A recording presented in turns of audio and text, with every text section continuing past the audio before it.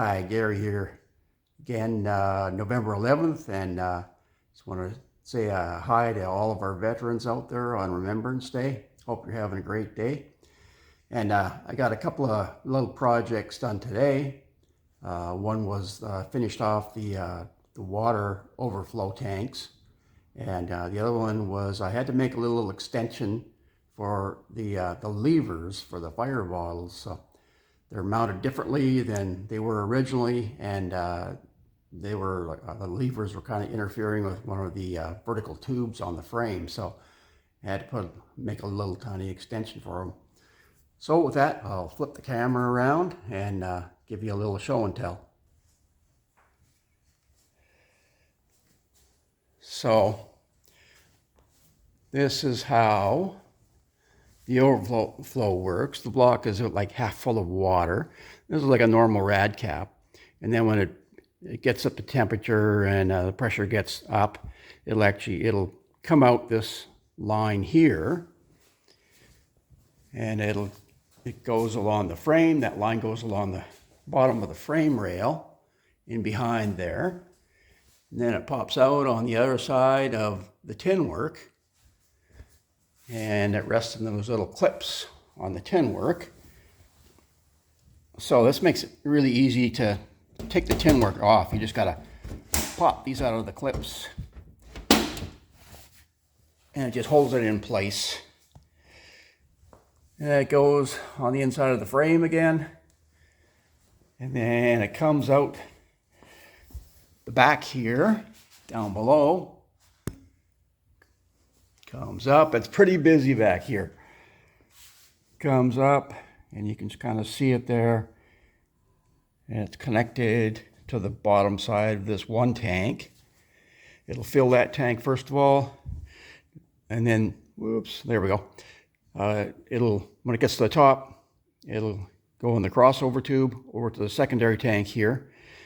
And then the secondary tank's got a vent on it, so it vents the whole system. And just in case it does overflow, it'll come out the vent. I don't think that'll happen. These are both, I believe they're 1 quart containers. And then they've got a drain on the bottom of them. So if they fill up with water, then I just go back to the pits and empty the water out of them. So that's that.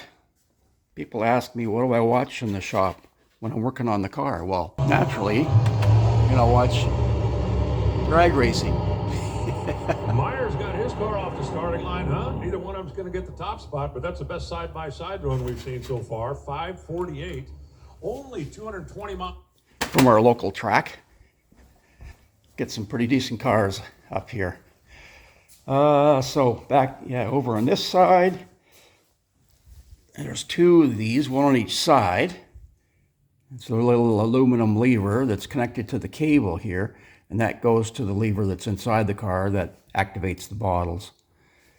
So it was a little short and it was interfering with this tube here. So I had to make this little extension piece. I just bolted it onto the existing lever, and I only required about 5/8 of an inch here, and now there's lots of room there for it to activate. So another thing done on the board. So we're getting less stickers on the in progress column, and the completed column is pretty much filled up. So we're getting close to the end.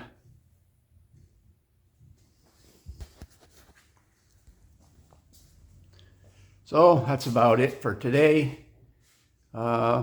Pretty quick here. I'm going to start working on the body again. I got to get it mounted, get all the tin work started on it. So I was just kind of holding off on that because if the weather gets half decent, I wouldn't mind firing the car up again. So, but it looks like that might not happen.